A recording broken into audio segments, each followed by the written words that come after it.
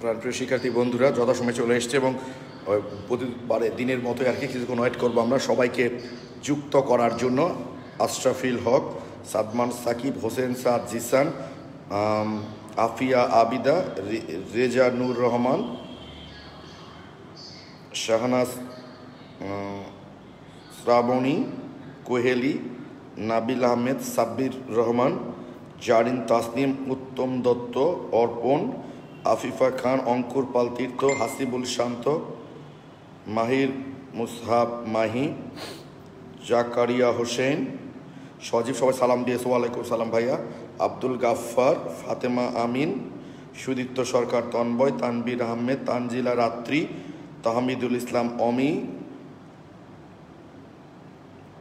সাবিত হাসান মন, স্বচ্ছ, নীতি সরকার, তোহা ক্লাসে আসো না?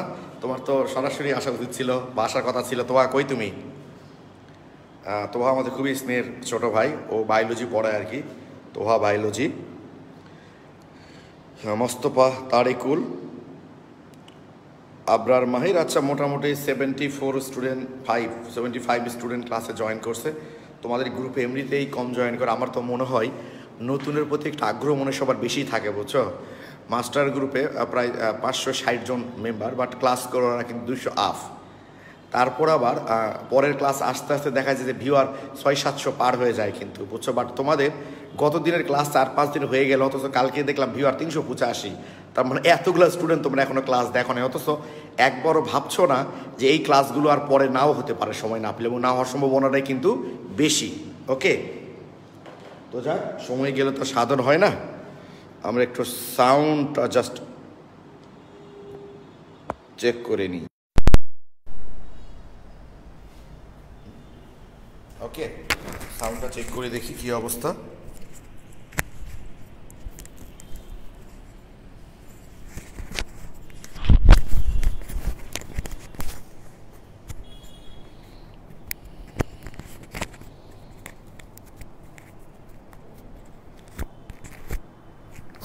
দেখো, যেটা বলছিলাম ভাই, যে তোমরা কিন্তু, আমি অবাক হয়ে গেলাম যে গত দিনের 4-5 দিন আগে আমি ক্লাস নিয়েছি, অথচ সেই ক্লাস কালকে রাতে দেখছি ভিউয়ার 385, অথচ প্রায় 1400-র কাছাকাছি মেম্বার কিন্তু তোমাদের গ্রুপে। হ্যাঁ, তো তোমরা অনেকেই বিষয়টা বুঝতেছো না যে এই ক্লাসগুলো কিন্তু পরে আর নাও হতে পারে, এটা তোমাদের মাথায় রাখতে হবে। না হওয়ার সম্ভাবনাটাই বেশি, কারণ সময় তোমরা কতটুকু পাবা কে জানে, বলো? তো যাক, কিছু বলার নাই। ওকে, আমরা তাহলে শুরু করি। দেখছো, মাত্র 90 স্টুডেন্ট ক্লাসে জয়েন করছে। হ্যাঁ, কিছু বলার নাই। গত ক্লাস কালকে আমি স্ট্যাটাস দিয়েছি, তোমরা দেখছো যে যদি একজন কেউ ক্লাস নাও করে তবুও আমি ক্লাস নিব আজকে। হ্যাঁ, তো গতদিন যেটা আমরা দেখেছিলাম, আমরা শুরু করেছিলাম হাইব্রিডাইজেশন বা সংকরণ কি, এবং সংকর অরবিটালগুলো আসলে কি, এবং কিভাবে সংকরণটা তৈরি হয়, তাই না? তো খেয়াল করে দেখো তোমরা যে আমরা সংকর অরবিটালগুলো হচ্ছে এক লুপ বিশিষ্ট, ঠিক আছে? এক লুপ বিশিষ্ট। এই কারণে সংকর অরবিটালগুলো কিন্তু পাই বন্ড তৈরি করে না, শুধুমাত্র সিগমা বন্ড তৈরি করে। কারণ তোমরা জানো, পাই বন্ড তৈরি করতে গেলে এই যে দুটা অঞ্চল জুড়ে ওভারল্যাপিং হতে হয়, বাট এই সংকর অরবিটালে তো আসলে লুপই থাকে একটা। এই জন্য সংকর অরবিটালগুলো শুধুমাত্র সিগমা বন্ড গঠন করে, এবং বিশুদ্ধ অরবিটালে যেমন সর্বোচ্চ 2টা ইলেকট্রন থাকতে পারে, সংকর অরবিটালও কিন্তু সর্বোচ্চ 2টা ইলেকট্রন থাকতে পারে। এখন তোমরা একটু খেয়াল করো, এই যে কার্বন, তাই না? দেখা যায় তো না,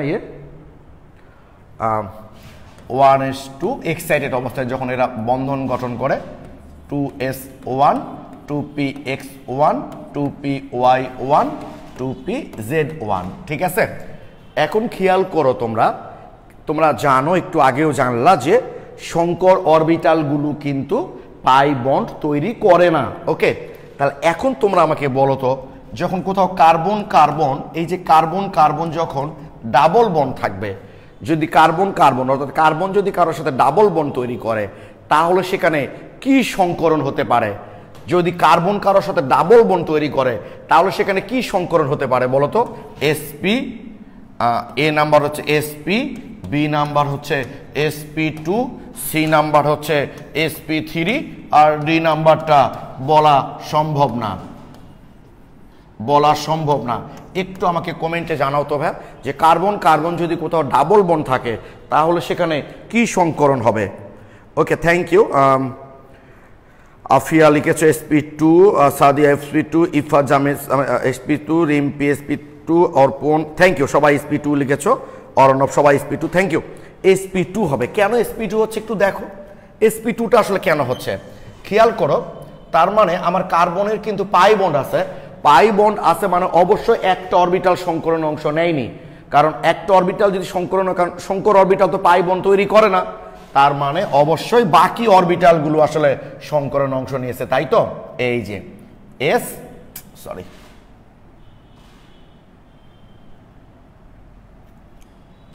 এই যে দেখো এই যে sp2, আর এই অরবিটাল সংকরণ অংশ নেই, কারণ এই অসংকরিত অরবিটালটাই আসলে পাই বন্ড তৈরি করেছে।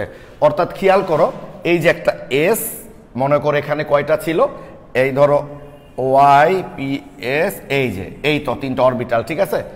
এরা সংকরিত হয়ে কি হবে, এই যে একটা sp2 আরেকটা sp2 আরেকটা sp2, ঠিক আছে। আর আরেকটা অরবিটাল কিন্তু অসংকরিত অবস্থায় থেকে যাবে, ঠিক আছে। এখন খেয়াল করো তোমরা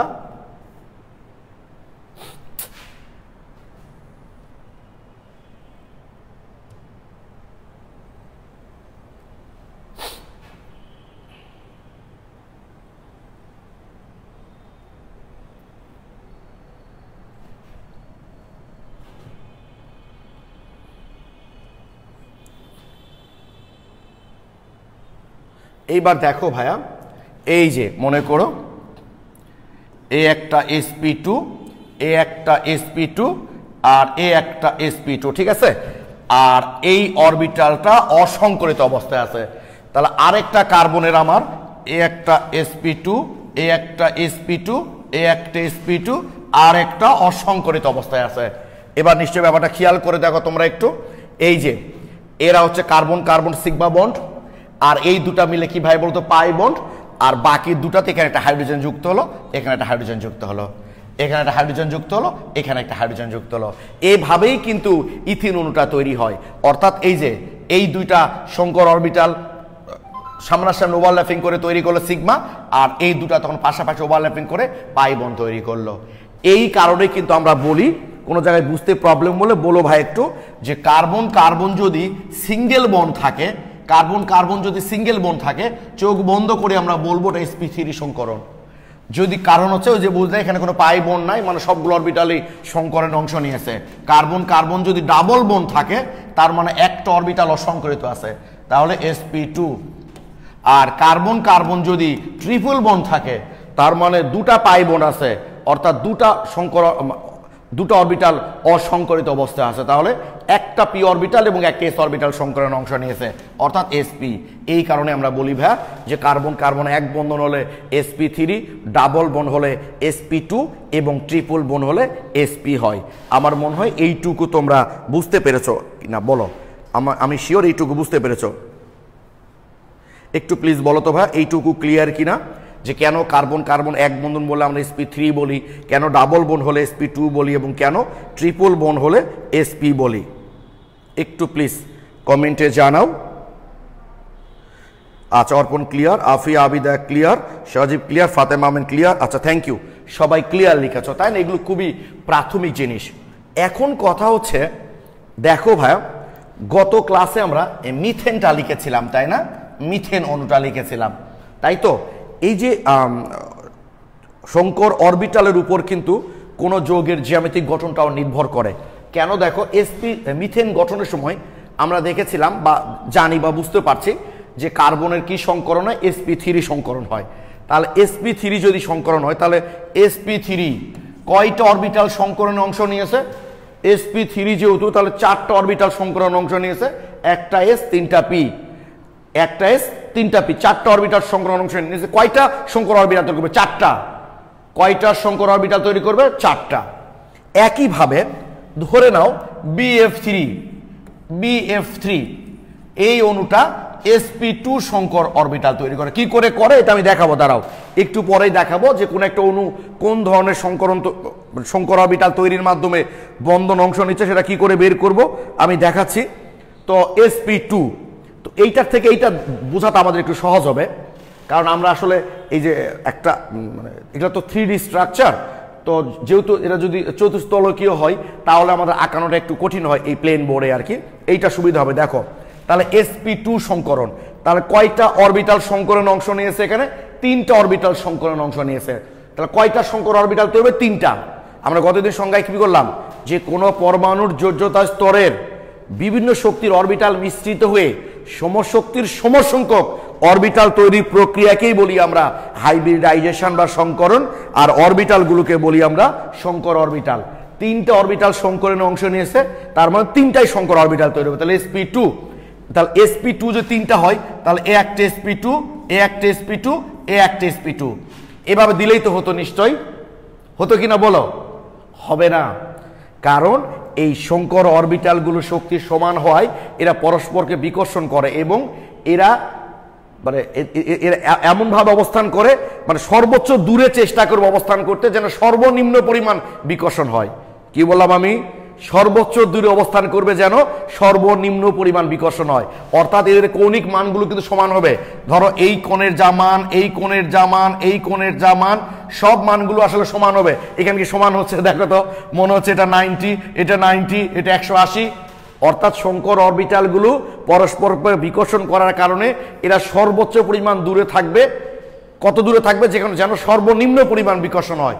এবং দেখা গেছে এক্ষেত্রে sp2 যদি সংকর অরবিটালগুলো তৈরি হয় তাহলে মোটামুটি এই যে এইভাবে যদি অরবিটালগুলো অবস্থান করে, এই যে এইভাবে, তাহলে মোটামুটি সবগুলো কোণের মানই কিন্তু সমান হয়ে যায়। এরা সমতলীয় এবং এই কারণে এদের কোণের মানগুলো কত হবে দেখো তো। একটা বৃত্তের গোলাকার কোণের মান কত? 360 ডিগ্রি। কয়টা কোণ তৈরি হয়েছে এখানে? 3টা, তাহলে 120 ডিগ্রি। এই কারণেই sp2 যদি সংকরণ হয় কোণের মান হয় 120 ডিগ্রি।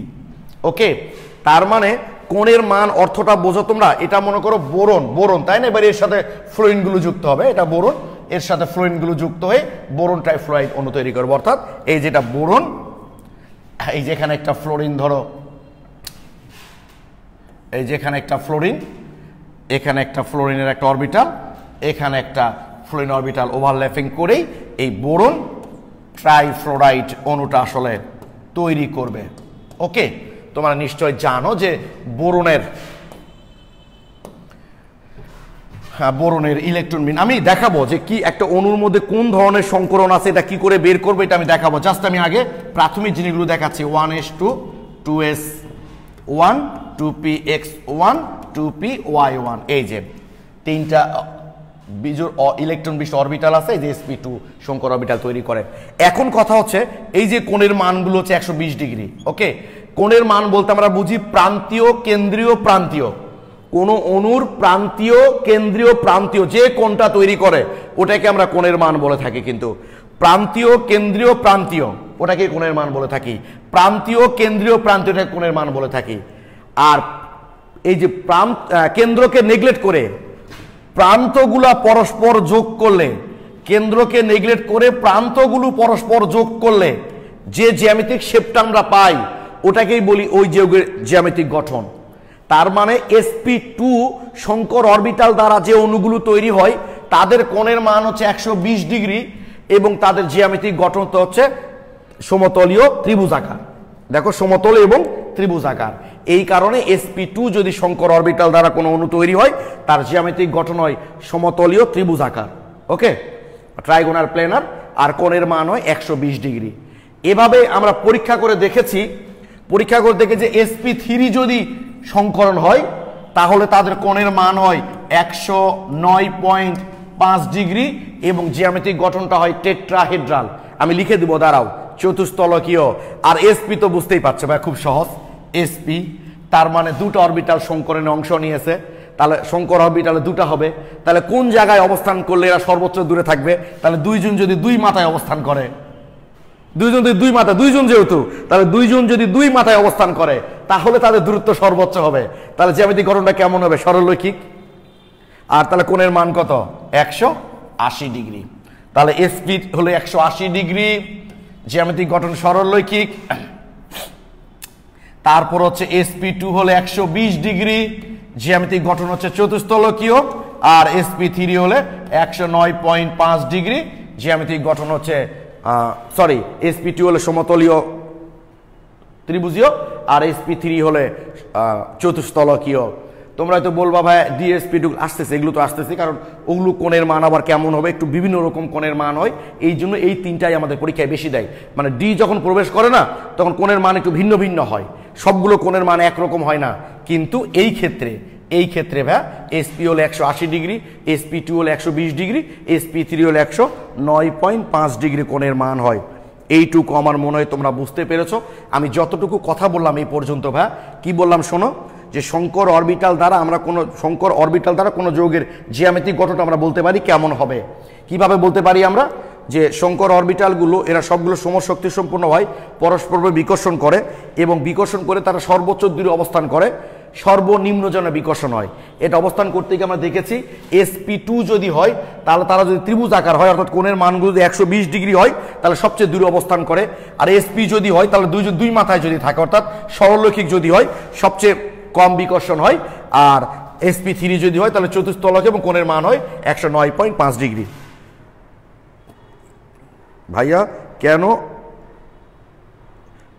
ভাইয়া কেন অসংকরিত থাকে? কেন অসংকরিত থাকে? কারণ হচ্ছে যে ধরো একটা অণুর মধ্যে পাই বন্ড আছে, তাহলে ও যদি সংকরণ অংশ নিত তাহলে ওই অণুর মধ্যে পাই বন্ডটা আসলে তৈরি হতো না। অসংকরিত এই জন্য থাকে যে অন্য কোনো বন্ড যদি আসলে তৈরি, আবার যদি মুক্ত জোড় ইলেকট্রন থাকে তাহলে তারাও তো অসংকরিত থাকবে। ঠিক আছে, ওকে, থ্যাংক ইউ। তাহলে এই মোটামুটি আমরা প্রাথমিক আলোচনাগুলো করে নিলাম। আসলে শঙ্কর অরবিটাল কি, শঙ্কর অরবিটাল কিভাবে তৈরি হয়, কেন শঙ্কর অরবিটাল তৈরি করে, কেন শঙ্কর অরবিটাল দ্বারা তার জ্যামিতিক গঠন আমরা নির্ণয় করি। এইবার দেখবো আমরা ভাইয়া কোন অণুর মধ্যে কোন ধরনের সংকরণ তৈরি হয়। এর জন্য একটা চমৎকার সূত্র আছে, একটু দেখে নাও তোমরা।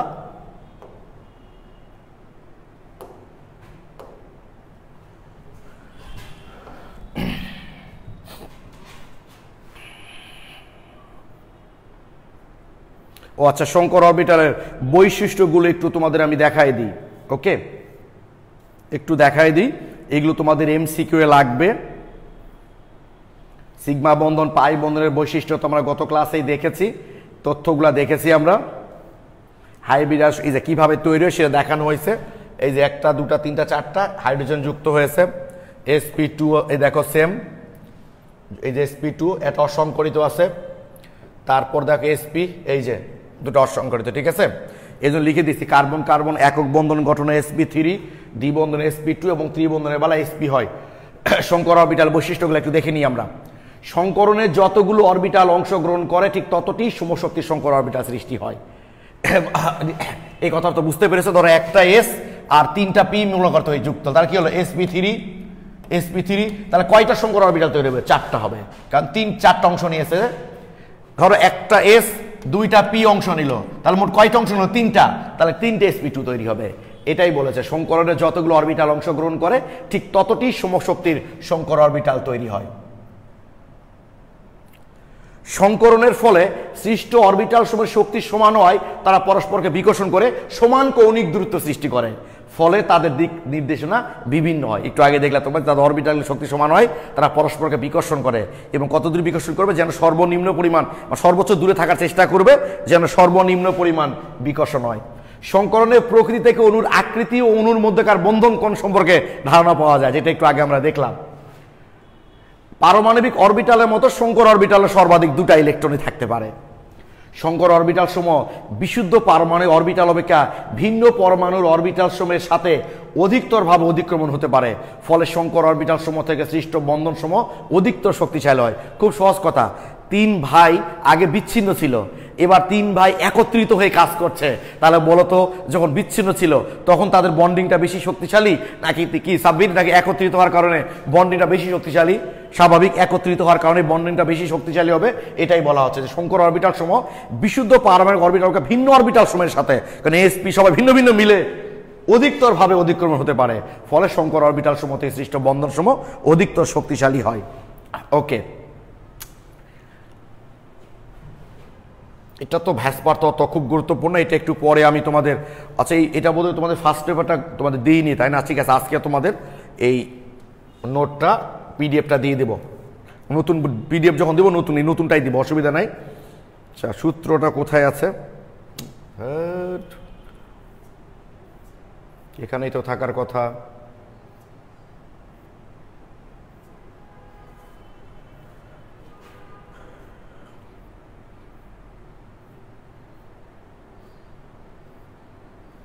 এই যে ভাইয়া শঙ্কর অরবিটালের প্রকৃতি নির্ণয়, এই শঙ্কর অরবিটালের প্রকৃতি নির্ণয়ের যে সূত্রটা আছে এগুলো কিন্তু সাধারণ যৌগের ক্ষেত্রে, জটিল যৌগের ক্ষেত্রে না।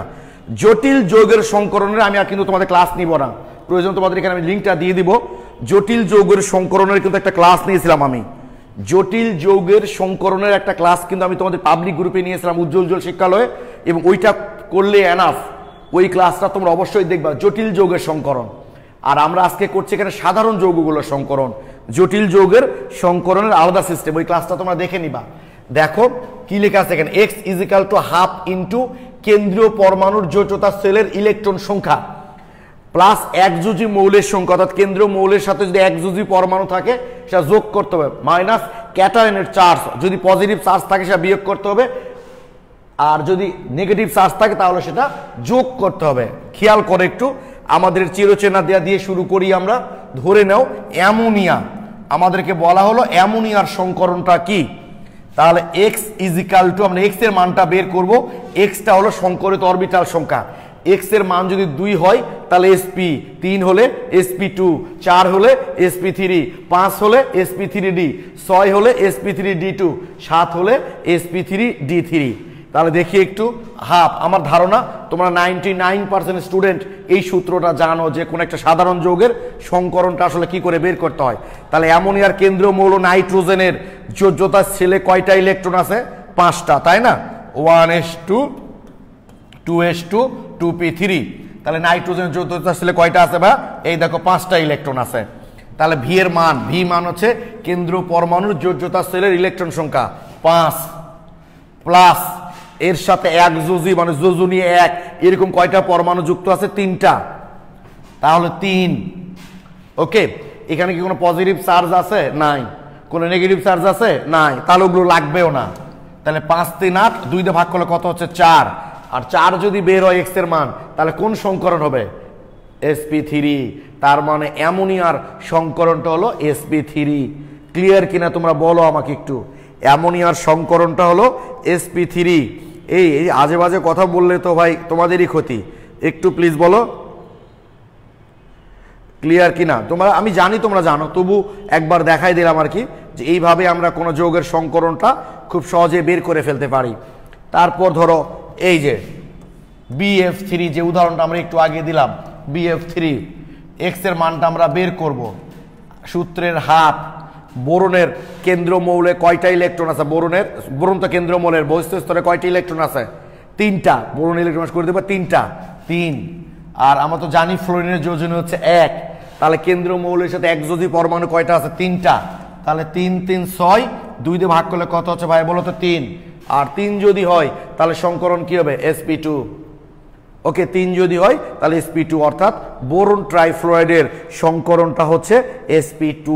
এইভাবে আমরা কিন্তু খুব সহজে বের করে ফেলতে পারি। ঠিক আছে, ধরো জেনন ডাইফ্লোরাইড, এইটার সংকরণ আমরা বের করব। তাহলে x is equal to half into, জেননে তো সবাই জানো নিষ্ক্রিয় গ্যাস, তার মানে তার বহিস্থ স্তরে ইলেকট্রন আছে 8টা, এর সাথে একযোজী পরমাণু কয়টা যুক্ত ভাইয়া? 2টা। তাহলে আর 2 10, 2 দিয়ে ভাগ করলে কত হচ্ছে? 5। আর 5 হলে তার সংকরণ কি হবে? sp3d।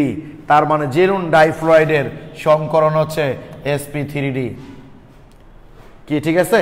এইভাবেই কিন্তু আমরা খুব সহজে বের করে ফেলতে পারি। তারপর দেখো ধরো এইটা ধরলাম অক্সো টেট্রাফ্লোরাইড, এই অণুটার আমরা কেন্দ্র মৌলের সংকরণটা বের করবো, অর্থাৎ কোন সংকরণের মাধ্যমে এই অণুটা তৈরি হয়েছে। দেখো এক্স সূত্রের হাফ, জেনন 8 প্লাস এর সাথে একযোজী পরমাণু আছে 4টা। অক্সিজেনের সংখ্যা কিন্তু যোগ করতে হবে না, কারণ অক্সিজেনটা হলো দ্বিযোজী, এটা যোগ করতে হবে না। তাহলে ফ্লোরিন 4, এখানে কোনো পজিটিভ চার্জ নাই, কোনো নেগেটিভ চার্জ নাই। তাহলে 8 4 12, 2 দিয়ে ভাগ করলে কত হচ্ছে 6, আর 6 হলে তার সংকরণটা কি হবে sp3d2। তার মানে এই অণুটার সংকরণ হবে sp3d2। এইভাবে ইলেকট্রন বিন্যাস করে করতে বের করা খুব ঝামেলা, বুঝছো, খুব ঝামেলা। বের করা যাবে না তা না, অবশ্যই বের করতে পারবা তোমরা, কিন্তু একটু কষ্ট হবে। কিন্তু এই সূত্রে অ্যাপ্লাই করে খুব সহজেই তোমরা যে কোনো সমযোজী বন্ধনের সংকরণটা তোমরা কিন্তু বের করে ফেলতে পারবা, যে কোন সংকর অরবিটাল তৈরির মাধ্যমে এই বন্ধনটা তৈরি হয়েছে। তারপর ধরো একটা চার্জ দিয়ে দেখতে পারি আমরা ClO2 মাইনাস। ওকে, তাহলে x ইজিক্যাল টু, এটা বোধহয় খুলনা ইউনিভার্সিটি 9-10 সেশনে দিয়েছে এটা। তাহলে ক্লোরিনের বৈশিষ্ট্য স্তরে ইলেকট্রন কয়টা আছে 7টা, সরি সূত্রের হাফ। ক্লোরিনের বৈশিষ্ট্য স্তরে ইলেকট্রন আছে 7টা, একযোজী পরমাণু এখানে নাই, ঠিক আছে, একযোজী পরমাণু নাই, কিন্তু নেগেটিভ চার্জ আছে। নেগেটিভ চার্জ থাকলে কি করতে হবে, যোগ করতে হবে। ওটা 7 1 8, 2 দিয়ে ভাগ করলে কত হচ্ছে 4, আর 4 হলে সংকরণ কি হবে sp3। ওকে, ক্লিয়ার কি, এটা সংকরণ sp3। তাহলে একইভাবে iCl2 মাইনাস, এইটার কি হবে দেখি একটু, আন্তঃ হ্যালোজেন আয়ন। এটা x ইজিক্যাল টু, আমরা জানি আন্তঃ হ্যালোজেন যৌগসমূহের ক্ষেত্রে ভারী মৌলটাই তো কেন্দ্রীয় পরমাণু হয়, তাই না। তাহলে আয়োডিনের বৈশিষ্ট্য স্তরে ইলেকট্রন আছে 7টা, তার সাথে একযোজী পরমাণু আছে 2টা, আর অ্যানায়ন থাকলে সেটা কি করতে হবে, যোগ করতে হবে। একটা অ্যানায়ন যোগ করলাম, তাহলে 7 8 9 কে 10, 2 দিয়ে ভাগ করলে কত হচ্ছে 5, আর 5 হলে কি হবে sp3d, অর্থাৎ এটার সংকরণ হলো sp3d। আমার মনে হয় তোমরা সবাই বেশ বুঝতে পেরেছ। যদি সত্যিই বুঝতে পারো তাহলে এখন আমি একটা আয়ন করতে দিব, তোমরা এটা একটু করো।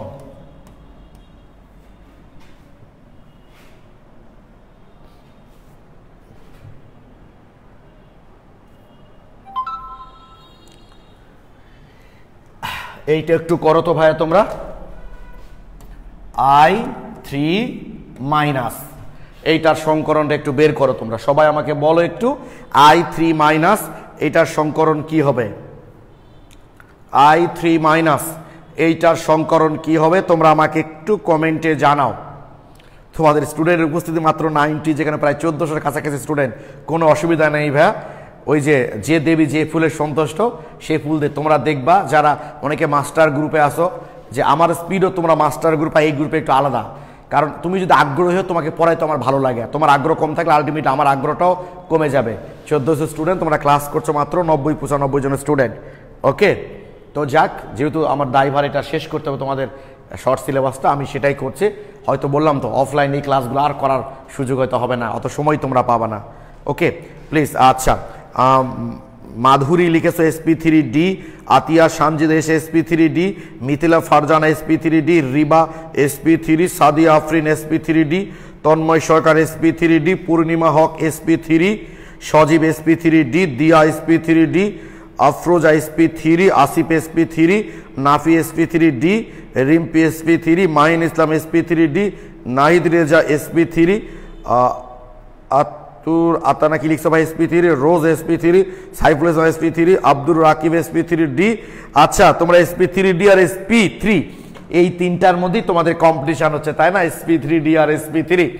তো শোনো, এখন আসলে এই জিনিস আর এই জিনিস কিন্তু একই। একটু আগে যেটা আমরা করলাম, এটা হচ্ছে দুটা ভিন্ন হ্যালোজেন, তাই দুটা ভিন্নভাবে লিখতে হয়েছে। আর এখানে তিনটে হ্যালোজেন একই, তাই একসাথে লিখেছি। তোমরা চাইলে এটাকে এইভাবেও লিখতে পারো, তোমাদের সুবিধা। ওই একই জিনিস কিন্তু ভাই, যে এই জিনিস। তাহলে এখন দেখো কি হয়, তাহলে সংকরণ x is equal to half into আয়োডিনের কয়টা আছে 7টা, এর সাথে একযোজী পরমাণু কয়টা 2টা আয়োডিন, আর নেগেটিভ চার্জটা যোগ করতে হবে। 7 2 9 10, 2 দিয়ে ভাগ করলে 5, অর্থাৎ sp3d।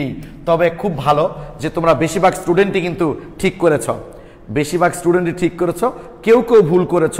যারা ভুল করেছ প্লিজ একটু কমেন্টে জানাও তো ভাই, বুঝতে পারলা কিনা তোমরা? যারা ভুল করেছ, যারা ভুল করেছ তারা ক্লিয়ার কিনা একটু প্লিজ আমাকে জানাও যে আসলে এই জিনিসটা একই, বুঝছো? দুটা ভিন্ন হ্যালোজেন তো তাই এখানে ভিন্নভাবে লেখা আছে, আর এখানে একই হ্যালোজেন তাই একসঙ্গে লেখা আছে। একটু প্লিজ কমেন্টে জানাও যে ও আচ্ছা, এই যে অর্ণব ভাইয়া এটা অফলাইনে ও দেখে অবশ্যই এই জিনিসগুলো তো পোলাপান ভুল করে, এগুলোই তো আমি দেখাবো, সেটা অনলাইন হোক আর অফলাইন হোক না কেন ভাই, এটাই দেখাবো আমি তোমাদের। তো প্লিজ একটু যারা ভুল করেছিল আমাকে কমেন্টে জানাও যে ক্লিয়ার কিনা, একটু প্লিজ কমেন্টে জানাও, একটু ক্লিয়ার কিনা জানাও ভাইয়া।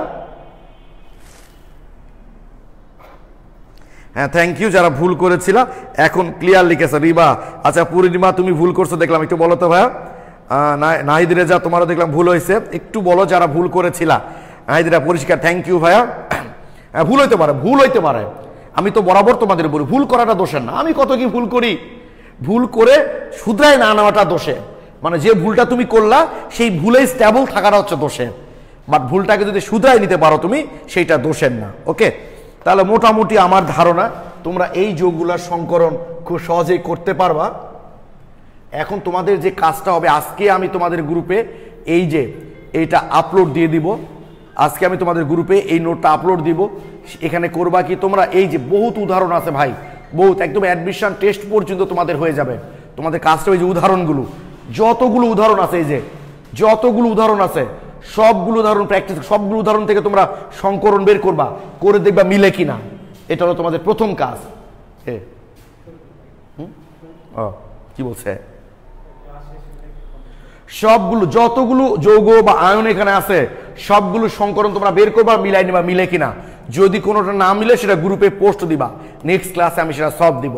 তাহলে ক্লিয়ার, এটা আমাদের হয়ে গেল যে কেমন সংকরণ, মানে কিভাবে আমরা সাধারণ যৌগগুলো সংকরণ বের করতে পারবো। আমি তোমাদের মোটামুটি যতগুলো উদাহরণ দিয়েছি ভাইয়া, সরি মানে এখানে যে উদাহরণগুলো দেওয়া আছে মোটামুটি সবগুলোই কিন্তু তোমরা করে ফেলতে পারবা। ওকে, এবং অবশ্যই তোমরা রুমে এটার প্র্যাকটিস করবা।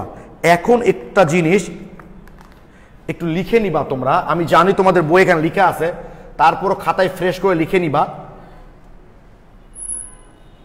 সেইটা হলো কেমন সংকরণ হলে তার জ্যামিতিক গঠনটা আসলে কেমন হবে। আমরা কথা বুঝতে পেরেছো ভাই? কেমন, দেখো 90 এর নিচে চলে এসছে, ঠিক আছে? তা আমি অনেক, হ্যাঁ অফলাইনে, আচ্ছা তোমরা লিখছো যে অফলাইনেও এই হোমওয়ার্কটা ছিল, কি ব্যাপার লাইভ কি হয়েছে আমার? আচ্ছা, তো অফলাইন আর অনলাইনে কি পড়া কি আলাদা নাকি ভাই? পড়া তো আসলে একই, তাই না? ঠিক আছে, পড়া তো একই ভাইয়া। তো যাক, দেখো এখন কেমন সংকরণ হলে তার জ্যামিতিক গঠনটা আসলে কেমন হবে। যদি এসপি সংকরণ হয় তাহলে তাদের জ্যামিতিক গঠন হচ্ছে লিনার বা লাইনার, ঠিক আছে? বাংলাটা কি ভাই? সরল রৈখিক, সরল রৈখিক। ওকে, সরল রৈখিক। যদি এসপি, এটা আমি জানি তোমাদের বই লিখা আছে, তারপর তোমরা খাতায় লিখে রাখবা, ঠিক আছে?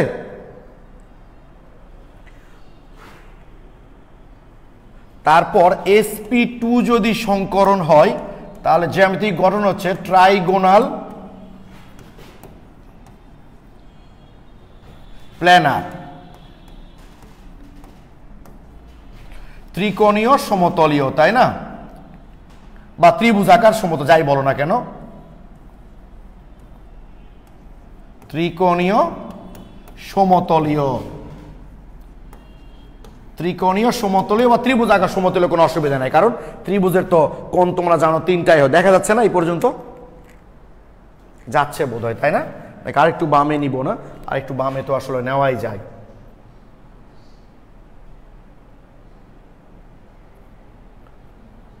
ওকে, sp3 যদি সংকরণ হয় জ্যামিতিক গঠন হচ্ছে টেট্রাহেড্রাল,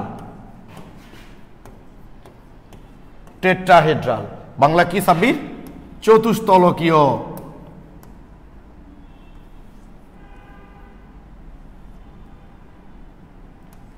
বাংলা বানানগুলো প্রবলেম হয় আমার, বুঝছো?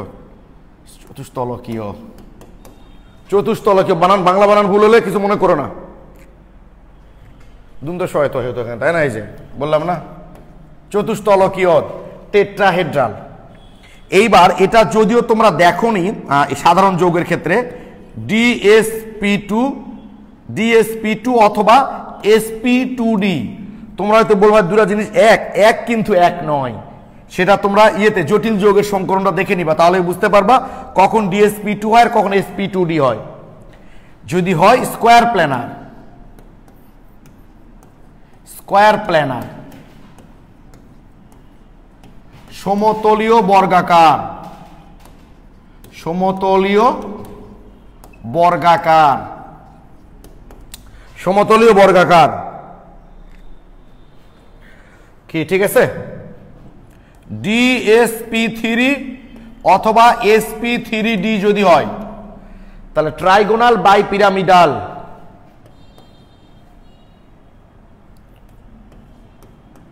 Trigonal বাইপিরামিডাল, trigonal বাইপিরামিডাল, ত্রিভুজাকার দ্বিপিরামিডীয়, ত্রিভুজাকার দ্বিপিরামিডীয়,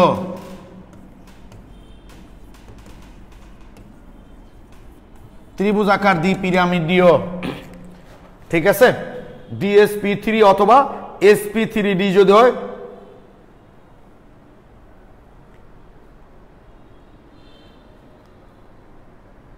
ত্রিভুজাকার দ্বিপিরামিডীয়।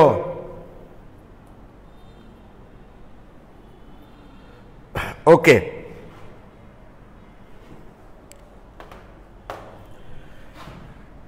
D2sp3 অথবা sp3d2 যদি সংকরণ হয় অক্টাহেড্রাল, অক্টাহেড্রাল, অক্টাহেড্রাল বাংলাটা কি? অষ্টতলকীয়, অষ্টতলকীয়, অষ্টতলকীয়। D2sp3 অথবা sp3d2 যদি সংকরণ হয় তাহলে তার জ্যামিতিক গঠন হবে অক্টাহেড্রাল, অর্থাৎ অষ্টতলকীয়।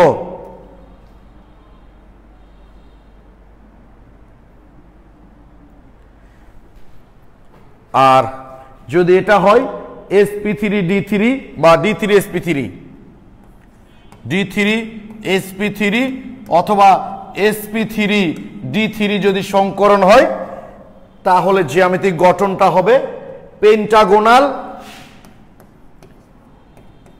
পেন্টাগোনাল বাইপিরামিডাল,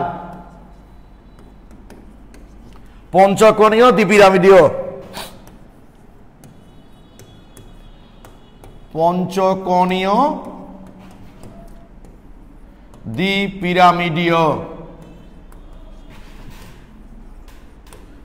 তাহলে মাথায় থাকে যেন ভাইয়া কেমন সংকরণ হলে তার জ্যামিতিক গঠনটা আসলে কেমন হবে, এইটা অবশ্যই তোমাদেরকে মনে রাখতে হবে।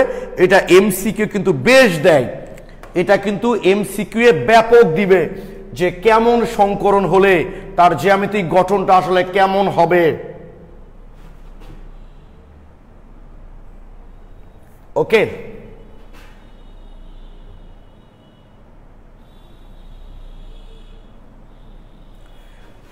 ওকে, ঠিক ক্লিয়ার? তাহলে এটা অবশ্যই তোমরা মাথায় রাখবা, কেমন সংকরণ হলে তার জ্যামিতিক গঠনটা আসলে কেমন হবে এইটা তোমরা অবশ্যই মনে রাখবা। ওকে, তোমাদের নিশ্চয়ই এইটুকু লেখা হয়ে গেছে না ভাইয়া? নিশ্চয়ই এইটুকু লেখা হয়ে গেছে।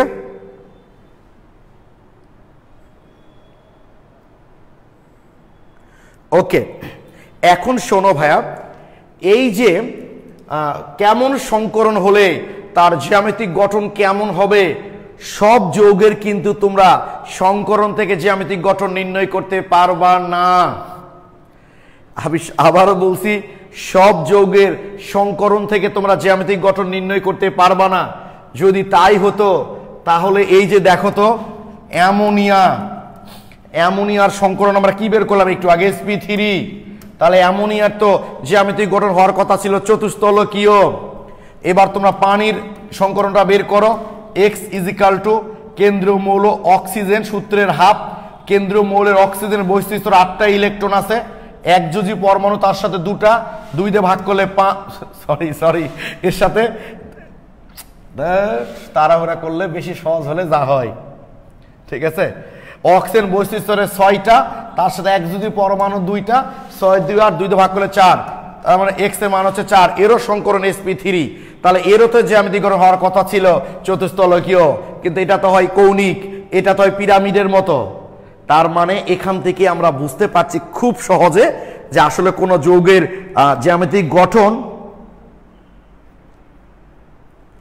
দিতেই পারে, মানে অলরেডি দিয়েছে, আমি দেখাচ্ছি ভাইয়া এখান থেকে।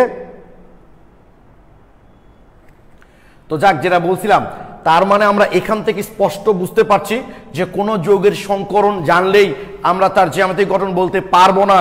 এর সাথে আরেকটা জিনিসের সম্পর্ক আছে, সেটা হলো মুক্তজোড় ইলেকট্রন।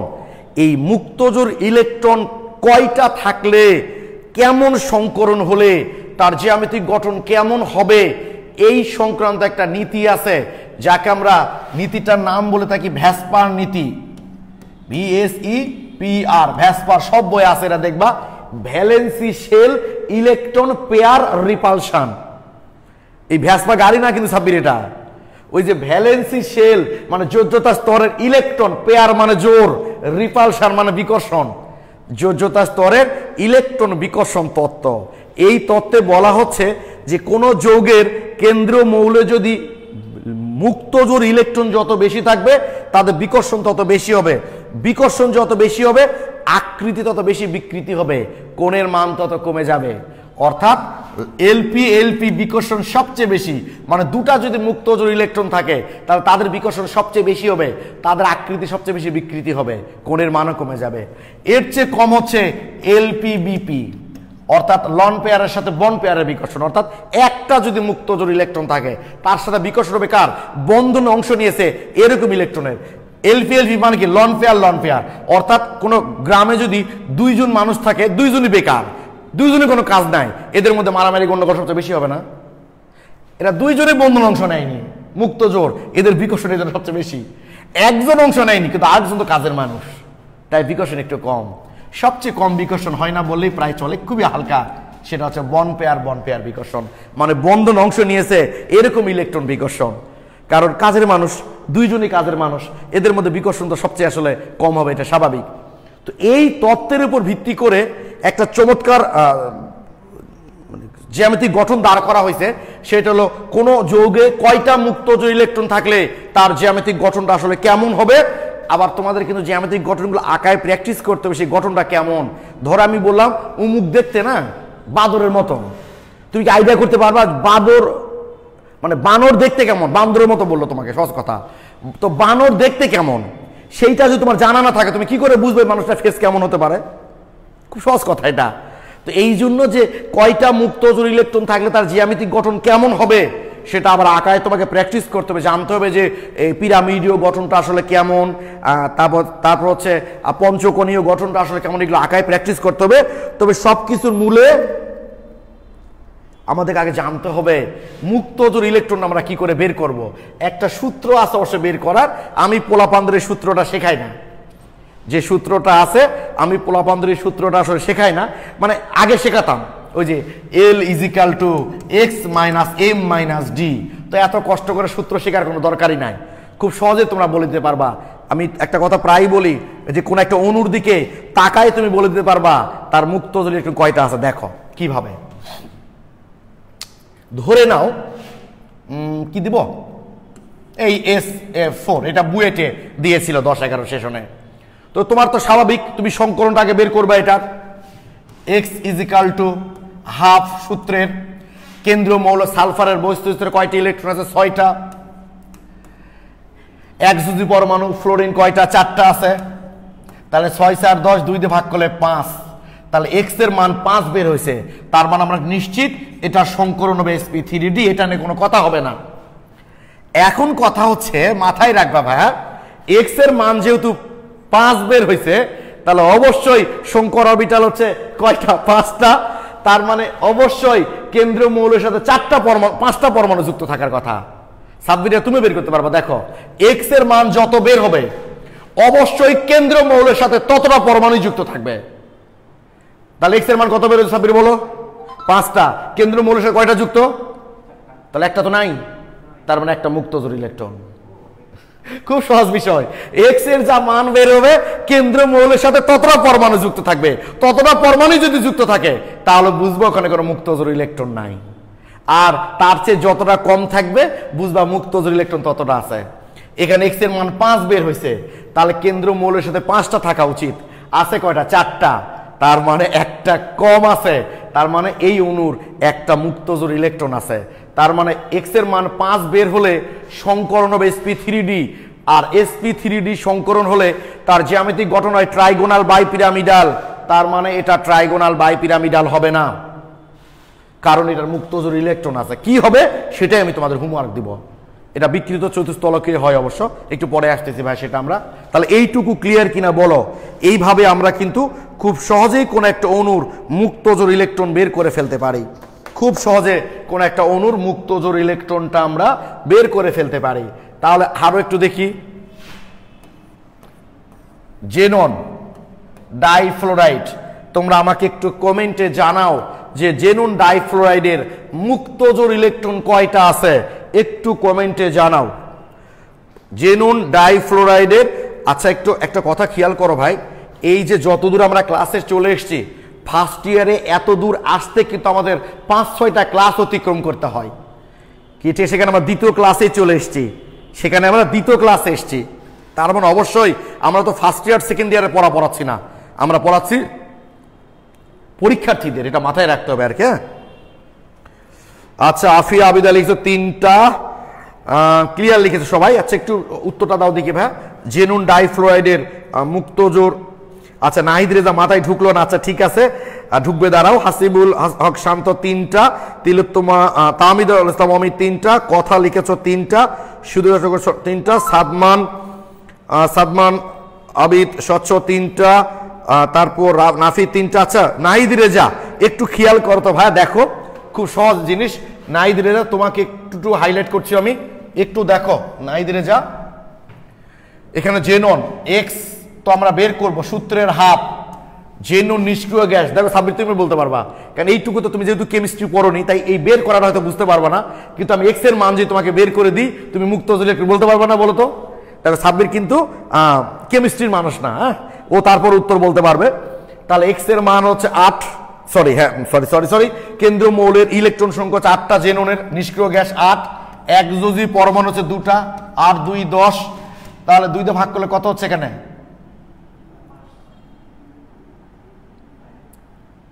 ঠিক আছে, ঠিক আছে 5। তাহলে বলো দেখি এখন কয়টা আছে? 3টা। এই যে সাব্বির কিন্তু উত্তর বলে দিল 3টা। এক্স এর মান 5 বের হয়েছে, তাহলে অবশ্যই যদি কোনো মুক্ত জোড় ইলেকট্রন না থাকতো তাহলে কেন্দ্র মৌলের সাথে 5টা পরমাণু যুক্ত থাকতে হতো, কিন্তু 5টা নাই, আছে কয়টা? 2টা। তার মানে 3টা আছে মুক্ত জোড়। কেন্দ্রীয় মৌলের 3টা মুক্ত জোড় ইলেকট্রন আছে। নাহিদ রেজা এখন একটু বলো তো ভাই ব্যাপারটা ক্লিয়ার কিনা, এখন একটু বলো তো যে এক্স এর যা মান বের হবে, খুব সহজ জিনিস ভাই, এক্স এর যা মান বের হবে কেন্দ্রীয় মৌলের সাথে ততটা পরমাণু যুক্ত থাকতে হবে।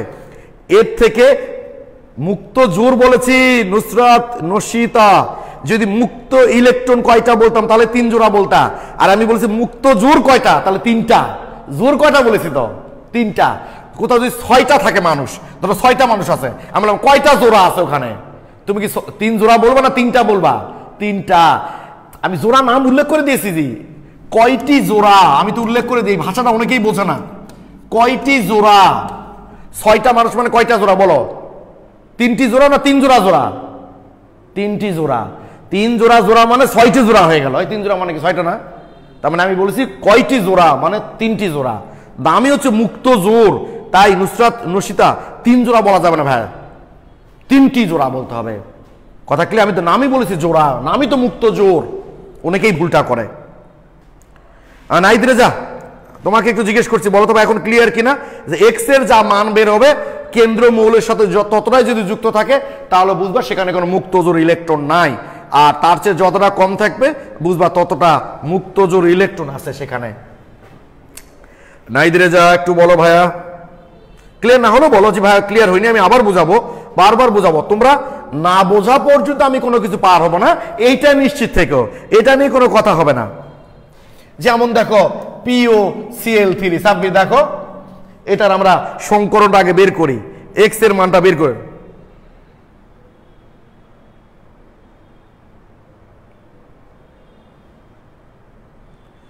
মুক্ত জোর কয় জোড়া হলে এটা কখনো বলবে না ভাইয়া, অর্ডার মুক্ত জোর কয় জোড়া এটা বলবে না, মুক্ত জোর কয়টি এটা বলবে, ঠিক আছে? মুক্ত ইলেকট্রন কয় জোড়া এটা বলতে পারে, মুক্ত জোর কয় জোড়া এটা বলবে না, মুক্ত জোর কয়টি অথবা মুক্ত ইলেকট্রন কয় জোড়া। ওকে, এক ভাষায় একই বাক্যে দুটা একই, মানে ওই যে আধিক্যের দোষে দুষ্টু হয় এটা বাক্যের, ঠিক আছে?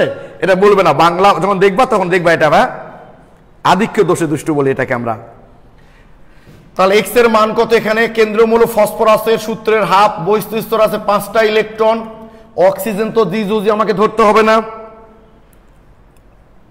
ক্লোরিন একযুজি আছে 3টা, তাহলে 5 3 8 2 দিয়ে ভাগ করলে হচ্ছে 4, তাহলে এক্স এর মান 4, এখানে কেন্দ্রমূলের সাথে 4টাই যুক্ত আছে, এই যে 3টা ক্লোরিন একটা অক্সিজেন, এক্স এর মান কত বেড়েছে?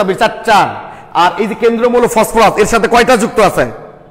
3 আগে 4, সেটা একই রকম 3টা হোক আর ভিন্ন রকম হোক না কেন, থাকলেই হলো, একরকমই হতে হবে এমন কোনো কথা নাই, একরকম হোক আর ভিন্ন রকম হোক না কেন কোনো বিষয় না, এখানে কোনো মুক্ত জোর ইলেকট্রন নাই। এক্স এর মান 4, কেন্দ্র মৌলের সাথে 4টা পরমাণুই যুক্ত আছে, এই যে 1 3 1 4, মানে সেটা একই রকম 4টা হোক বা ভিন্ন রকম হোক সমস্যা নাই, হলেই হলো আর কি। নাহিদ রেজা আমি তোমার রেসপন্স পাচ্ছি না ভাইয়া, আমার কাছে যদি 100 স্টুডেন্টও বোঝে তা আমার কাছে খুব বেশি গুরুত্বপূর্ণ না, কিন্তু একজন স্টুডেন্ট যদি কখনো না বোঝা থাকে সেটা আমার কাছে খুবই গুরুত্বপূর্ণ ভাইয়া। তাহলে একটু ব্যাপার কি খেয়াল করছো তোমরা? একটা ব্যাপার কি খেয়াল করছো ভাইয়া, যে যদি কোনো যৌগের কেন্দ্র পরমাণুকে আমরা এ দ্বারা প্রকাশ করি, খেয়াল করো সাব্বির, যদি কেন্দ্র মৌলকে আমরা এ দ্বারা প্রকাশ করি এবং তার সাথে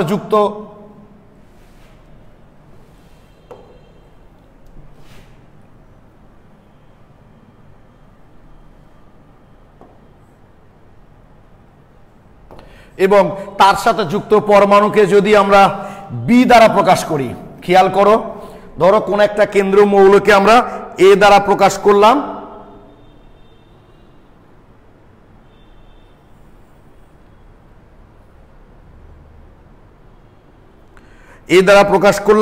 এবং তার সাথে যুক্ত পরমাণুকে আমরা বি দ্বারা প্রকাশ করলাম, এই এ এবং বি মিলে যে অণুটা তৈরি করলো তাদের সংকরণ মনে করে sp3, তাহলে এদের সাধারণ সংকেত যদি এ হলো কেন্দ্রমূল, বি হলো তার সাথে যুক্ত পরমাণু, তাদের সংকরণ sp3, তাহলে বলো তো তাদের সাধারণ সংকেত যদি এরকম হয় তাহলে কয়টা মুক্তজোড় ইলেকট্রন থাকবে? এ হলো কেন্দ্রীয় পরমাণু, বি হলো তার সাথে যুক্ত পরমাণু, তাদের সংকরণ sp3, তাদের সাধারণ সংকেত যদি ab4 এই টাইপের হয় তাহলে কয়টা মুক্তজোড় ইলেকট্রন থাকবে? তোমার হোমওয়ার্ক এটা বলো, একটাও থাকবে না। এই যে sp3, ও আচ্ছা আচ্ছা ঠিক আছে, তোমার এটা ভুল স্বাভাবিক, sp3 মানে x এর মান 4, sp3 মানে কি x এর মান 4, তাহলে কেন্দ্রীয় মৌলের সাথে 4টাই পরমাণু যুক্ত আছে, তার মানে এর কোনো মুক্তজোড় ইলেকট্রন থাকবে না। তাহলে sp3 যদি সংকরণ হয় মানে x এর মান যদি 4 হয় আর মুক্তজোড় ইলেকট্রন যদি একটা থাকে তাহলে সাধারণ সংকেত কেমন হবে? ab3। যদি সংকরণ, ঠিক আছে তুমি তো স্বাভাবিক, এটা তুমি সংকরণ লিখে দিয়েছি তো x এর মানটা লিখে দিলে তোমার ঠিক হইতো আর কি। sp3 মানে x এর মান 4, ওই যে 4টা 3 1 4, ঠিক আছে? তাহলে ab3 যদি সাধারণ সংকেত হয় আর sp3 যদি সংকরণ হয় তাহলে অবশ্যই তার বুঝতে হবে একটা l দিলাম, মানে লন পেয়ার ইলেকট্রন একটা আছে, l মান হচ্ছে লন পেয়ার ইলেকট্রন, অর্থাৎ আমাদের ওই অণুটার সাধারণ সংকেত হবে এই টাইপের। ক্লিয়ার? ক্লিয়ার? হ্যাঁ নাহিদ রেজা অনেকক্ষণ পর কমেন্ট করেছো ভাইয়া যে ক্লিয়ার।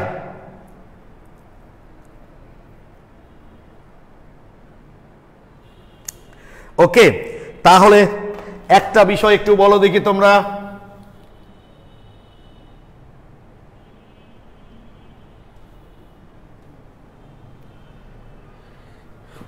sp3 ডি যদি সংকরণ হয়, ঠিক আছে, sp3d যদি সংকরণ হয়, মুক্ত জোড় ইলেকট্রন দুটি হলে সাধারণ সংকেত sp3d সংকরণ মুক্ত জোড় ইলেকট্রন যদি দুটি হয়, দুটি কিন্তু আমার হাতের লেখার যে মান দুটি হলে সাধারণ সংকেত তাহলে কেমন হবে? ab5 ab4 l মানে লন পেয়ার একটা বোঝানো হচ্ছে, ab4 l2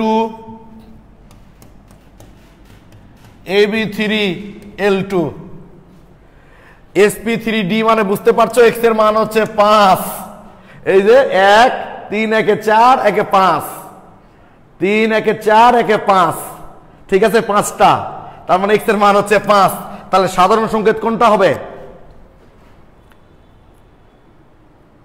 গুড, সবাই ঠিক লিখেছ। অপশন অবশ্য আরেকটা দেওয়া যেত, এটা না দিয়ে একটু দাঁড়াও, তাহলে তোমরা অনেকে হয়তো ভুল করতে, মানে অনেকেই মনে করছো যে সমষ্টি তো 5 হওয়া লাগবে, ঠিক আছে, এটা দিলেও হতো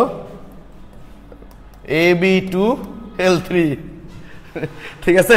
তো যাক, সবাই নিশ্চয়ই বুঝতে হবে, থ্যাংক ইউ, সবাই ঠিক লিখেছ যে sp3d সাধারণ সংকেত মানে x এর মান 5, তাহলে কেন্দ্রীয় মৌলের সাথে 5টা থাকা উচিত ছিল, কিন্তু দুটা যেহেতু মুক্ত জোড়, তাহলে এই যে ab3l2, এগুলো কিন্তু তোমাদের পরীক্ষায় আসবে ভাইয়া, আসবে। আমি দু একটা এমসিকিউ দেখাবো, তার আগে একটু তোমাদেরকে দেখাইনি, এই যে তোমরা অবশ্যই তোমাদের মূল হোমওয়ার্ক কিন্তু আজকের এইটাই, এই ভ্যাসপার তত্ত্ব অনুযায়ী বিভিন্ন প্রকার অণু বা আয়নের আকৃতি উদাহরণগুলো থেকে আগে প্র্যাকটিস করবা, কোনটার কেমন সংকরণ, সেখান থেকে তোমরা অবশ্যই সংকেত দেখে বুঝতে পারো মুক্তজোড় ইলেকট্রন কয়টা থাকে, কেমন মুক্তজোড় ইলেকট্রন থাকলে তার জ্যামিতিক গঠনগুলো কেমন হবে এবং সেই গঠনগুলো আসলে দেখতে কেমন, এগুলো অবশ্যই তোমাদেরকে প্র্যাকটিস করতে হবে।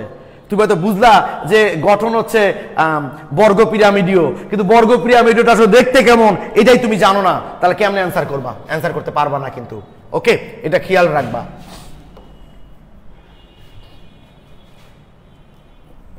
একদম বুয়েটের কোশ্চেনে চলে এসেছি না?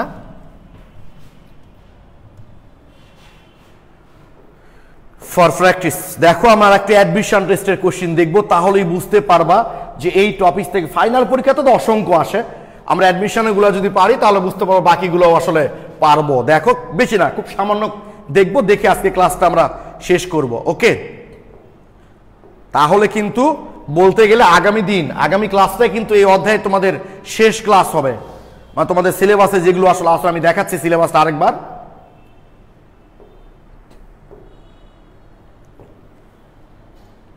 ও সরি, চলে এসছে, দেখো কত কোশ্চিন এগুলো থেকে।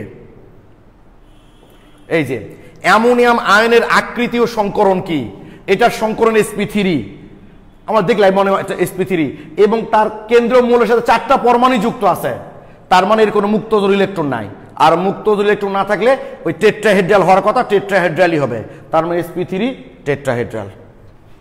নিম্নের কোনটির sp3d সংকরণ বিশিষ্ট বের করতে হবে তোমাদেরকে। তারপর দেখো, সরি কালকে শেষ আরেকটা তোমাদের আছে তো ইম্পর্টেন্ট, আরেকটা ইম্পর্টেন্ট জিনিস তো তোমাদের আছে, আয়নিক যৌগের সমযোজী বৈশিষ্ট্য আর সমযোজী যৌগের আয়নিক বৈশিষ্ট্য, খুব গুরুত্বপূর্ণ।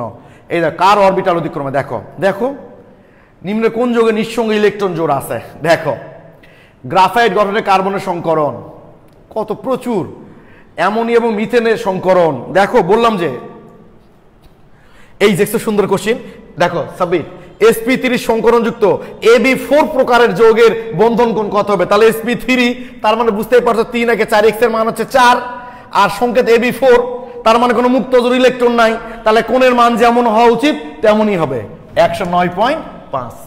দেখছি এইভাবে কোশ্চিন দেয় যে ab4 সাধারণ সংকেত, সংকরণ sp3, তার মানে খুব সহজেই বুঝতে পারছে সেখানে কোনো মুক্তজোড় ইলেকট্রন নাই, আর মুক্তজোড় ইলেকট্রন না থাকলে কোণের মান যেমন হওয়া উচিত তেমনই হবে। প্রচুর আছে ভাই, দেখছো অ্যালকাইনে কার্বন কার্বন সংকরণ, তো ট্রিপল বন্ড মানে sp, বন্ধন কোণের ক্রম দেখছো, অণুর আকৃতি, বন্ধন কোণ সবচেয়ে বড়, এগুলো বহুত, আর 2টা ক্লাস হবে তোমাদের এটার উপর। অ্যামোনিয়ার প্রচুর আছে এমসিকিউ, এখান থেকে তোমরা অবশ্যই ভাই এমসিকিউ গুলো রুমে দেখবা, প্রচুর এমসিকিউ পাবা, ওকে, এগুলো অবশ্যই রুমে দেখবা।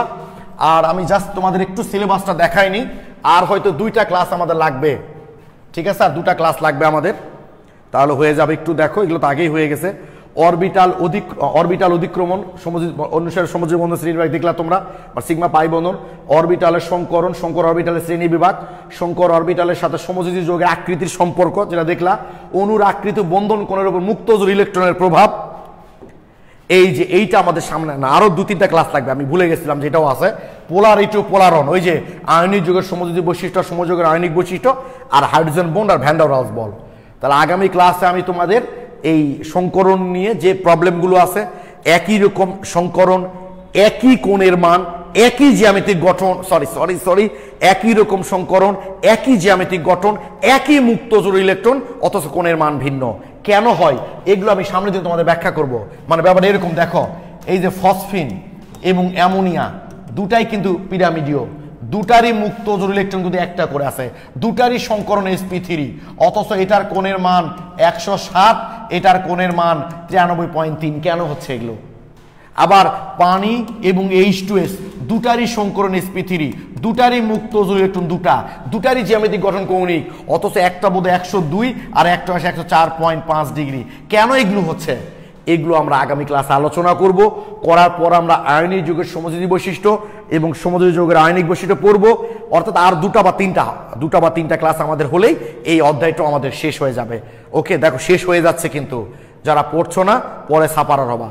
তো যাকে আমি আশা করি তোমরা সবাই পড়ালেখা করবা, সামনে ক্লাসে এসো। তাহলে আগামী দিন কবে আমি গ্রুপে জানাই দিব যে শনিবারে ক্লাসটা নিব নাকি সোমবারে নিব, তোমরা তো রেগুলার ক্লাস আসলে করছো না। তো যাক, সবাই ভালো থেকো, সুস্থ থেকো, সবার জন্য শুভকামনা রইল। আসসালামু আলাইকুম।